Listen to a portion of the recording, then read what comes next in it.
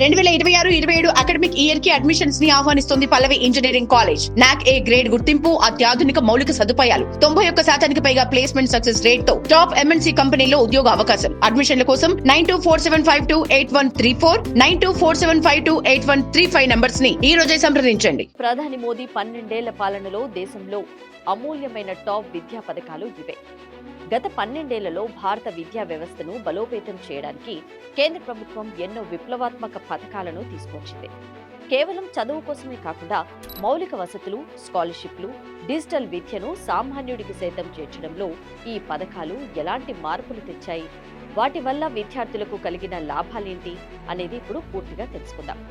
మోదీ ప్రభుత్వంలో స్కూల్ విద్యను మార్చిన అతిపెద్ద పథకం సమగ్ర శిక్ష అభియాన్.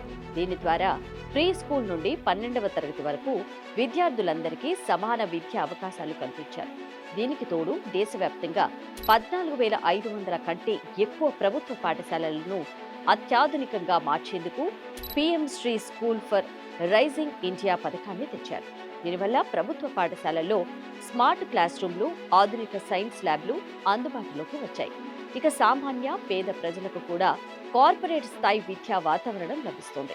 ఇక పీఎం పోషణ్ అండ్ బేటీ బచావో, బేటీ పడావో పూర్వపు మధ్యాహ్న భోజన పథకాన్ని మరింత పటిష్టం చేస్తూ పీఎం పోషణ్ గా మార్చారు. అలాగే ఆడపిల్లల చదువును ప్రోత్సహించడానికి బేటీ బచావో, బేటీ పడావో పథకం ద్వారా గట్టి చర్యలు తీసుకున్నారు. దీంతో పాఠశాలలో పిల్లలకు పౌష్టిక ఆహారం అందించడంతో పాటు స్కూళ్లలో డ్రాప్అవుట్స్ చదువు మధ్యలో ఆపేయడం గణనీయంగా తగ్గాయి.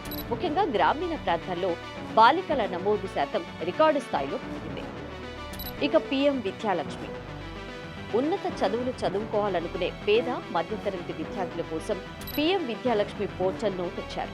దీని ద్వారా ఎటువంటి గ్యారంటీ లేకుండా చౌకగా విద్యా రుణాలు లభిస్తాయి. అలాగే స్వయం దీక్ష వంటి డిజిటల్ విద్యా పథకాలను విస్తరించారు. దీనివల్ల డబ్బు లేక చదువు ఆగిపోయే పరిస్థితి తప్పింది. దేశంలోని టాప్ ప్రొఫెషనల్ కోర్సులు, సర్టిఫికెట్లను స్వయంగా పోర్టల్ ద్వారా ఇంట్లోనే కూర్చుని ఉచితంగా నేర్చుకునే వెసులుబాటు విద్యార్థులకు దక్కింది.